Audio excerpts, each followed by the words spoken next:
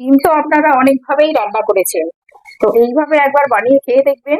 চটজলদি হয়ে যায়, বেশিক্ষণ ডিম সিদ্ধ করতেও লাগে না, খুব অল্প টাইমে বয়েল হয়ে যায়। তো এইভাবে আপনারা এটাকে বানিয়ে খেয়ে দেখবেন, খুব সুন্দর লাগবে।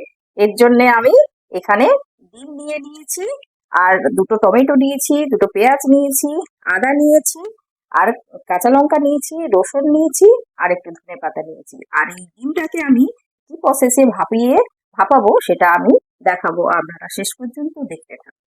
আচ্ছা, ডিম এই ভাপানোর জন্য আমি এখানে 4টে বাটি নিয়ে নিয়েছি। বাটিতে একটু করে তেল দিয়ে দিচ্ছি, তেল দিয়ে দিলাম, দিয়ে এটাকে একটু ব্রাশ করে দেবো। এইভাবে এইভাবে সবগুলোকে ব্রাশ করে দিচ্ছি,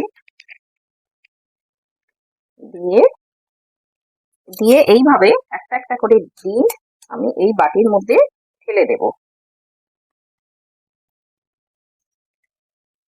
এইভাবে ঢেলে দেব।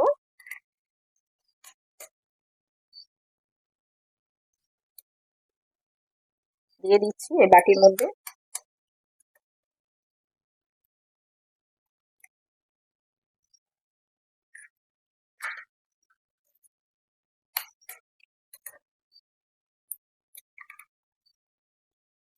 এটাকে আমি এবারে জলের মধ্যে বসিয়ে 5 মিনিটের জন্য ভাপিয়ে নেব।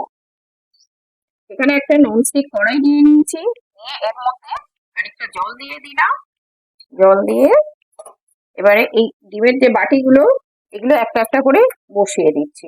এইভাবে জলের নিচে একটু বাটিটা থেকে থাকবে, এইভাবে দিয়ে এটা দিয়ে ঢাকা দিয়ে আমি 5 মিনিট বয়েল করে নেব, নিলে এটা সিদ্ধ হয়ে যাবে। 5 মিনিট বয়েল করতে দিলাম। এটা এই 5 মিনিট রেখেছিলাম, এই ডিম ভাপাটা হয়ে গেছে। দেখুন, এইভাবে নিয়ে 5 মিনিটেই ভাপা হয়ে যায়, খুব কম সময় লাগে। তো এটা হয়ে গেছে, এবার আমি এটাকে ঠান্ডা হতে দেব। পেঁয়াজটাকে এবারে কেটে নেব, চপিং আমি কেটে নিচ্ছি, আপনারা মিক্সিতেও পেস্ট করে নিতে পারেন।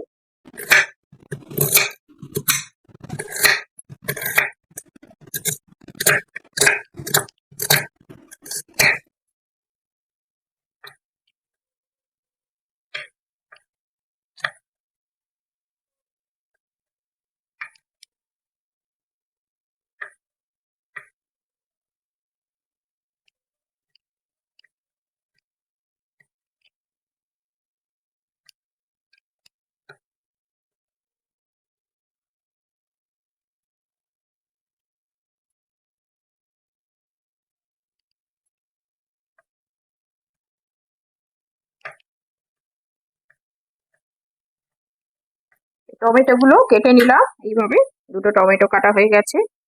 পেঁয়াজটা কেটে নিলাম, ধনে পাতাগুলো এবার কেটে নেব।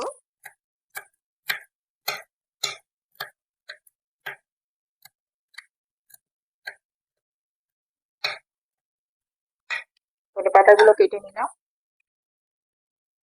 এইগুলো আমার সব কাটা হয়ে গেছে, টমেটো, পেঁয়াজ আর ধনে পাতাটা কেটে নিয়েছি।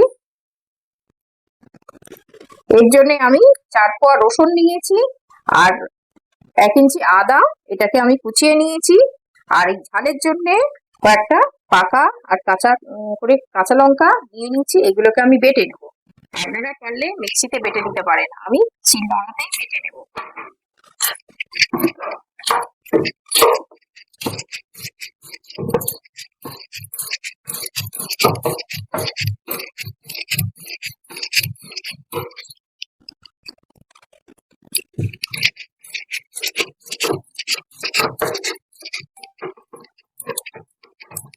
এটা বাটা হয়ে গেছে, এটা আমি এবারে তুলে নিচ্ছি।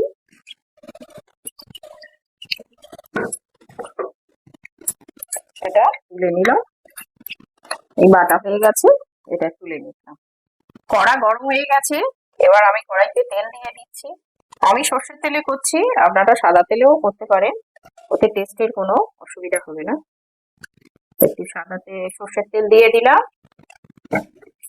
দিয়ে এর মধ্যে দুটো শুকনো লঙ্কা ফোড়নে দিলাম, আর একটু দারচিনির টুকরো দিয়ে দিলাম, আর অল্প একটু জিরে দিয়ে দিলাম। দিয়ে এটা একটুখানি ভেজে নেব, ভাজা গন্ধ বেরোলে।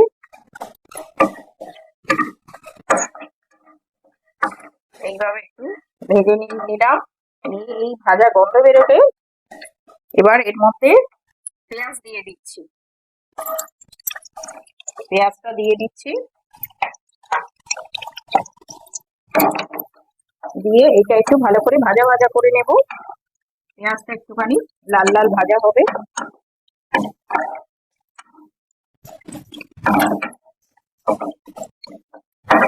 এইভাবে পেঁয়াজটাকে ভেজে নেব। পেঁয়াজটা লাল লাল করে ভেজে নিয়েছি। এবারে এর মধ্যে যে রসুন, আদা আর কাঁচা লঙ্কা পেস্ট করেছিলাম এটাকে দিয়ে দিলাম।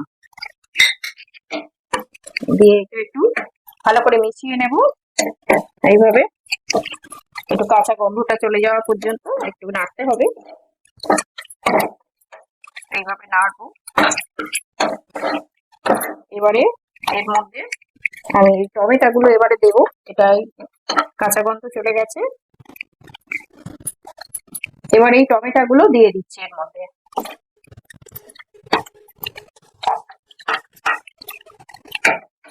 টমেটো দিয়ে একটু নাড়বো। আর এই টমেটোটা নরম হওয়ার জন্য একটুখানি লবণ দিয়ে দিচ্ছি, টমেটোটা তাড়াতাড়ি গলে যাবে। দিয়ে এটাকে ভালো করে মশলাটাকে কষাতে হবে। টমেটো গলে যাওয়া পর্যন্ত এইভাবে এটাকে নাড়াচাড়া করবো। আর টমেটোর কাঁচা গন্ধটাও চলে যাবে। টমেটো, পেঁয়াজ গলে গেছে, এই সব মশলাটা হয়ে গেছে। এবার আমি এর মধ্যে কিছু শুকনো উপকরণ দেবো, শুকনো মশলা। 1 চামচ জিরে গুঁড়ো দিলাম, 1 চামচ ধনে গুঁড়ো দিলাম, 1 চামচ হলুদ গুঁড়ো দিলাম, 1 চামচ লাল লঙ্কার গুঁড়ো দিলাম, আর স্বাদ মতো লবণ দিয়ে দিলাম। আর একটু 1/2 চামচ একটু চিনি দিয়ে দিলাম, এটা ঝালটাকে ব্যালেন্স করবে। এবারে এগুলোকে ভালো করে কষিয়ে নেব মশলাটা।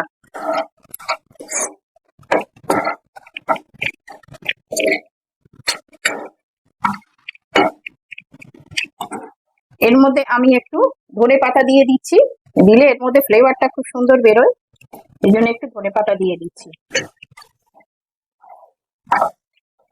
এইভাবে কষিয়ে নেবো। একটু শুকনো শুকনো মতো হয়ে যাচ্ছে, তো আমি একদম অল্প করে মশলাটা কষার মতো একটু জল দিয়ে দিলাম। দিয়ে মশলাটাকে ভালো করে কষিয়ে নেব। যেহেতু শুকনো মশলা তো পুড়ে যাবে, তাই জন্য একটুখানি জল দিয়ে দিলাম। দিয়ে এইভাবে মশলাটাকে খুব সুন্দর করে কষিয়ে নিতে হবে। মশলা কষার উপরেই রান্নার টেস্ট বাড়ে, তো সেই জন্য মশলাগুলো এইভাবে খুব সুন্দর করে কষিয়ে নেব। এই মশলাটার একটু তেল ছেড়ে ছেড়ে গেছে, এই যে দেখুন। এবার আমি এতে জল দেব।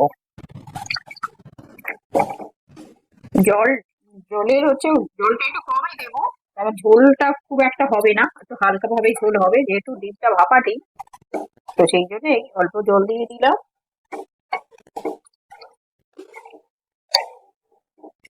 এবারে এটা একটু ফুটতে দেব।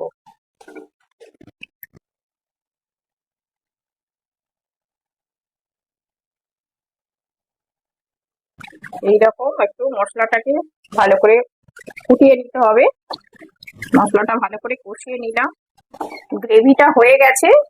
এইরকম একটু ঝোল ঝোল থাকবে, তো আপনারা আপনাদের ইচ্ছে মতো ঝোল যেমন মনে হবে রাখতে পারে। তো এই হয়ে গেছে। এবার আমি এর উপরে এই যে ডিমগুলো সিদ্ধ করেছিলাম এইগুলো এইভাবে আস্তে করে তুলে এইভাবে দেখো কি সুন্দর উঠে গেল। এবার এইভাবে করে বসিয়ে দেবো একটা একটা করে।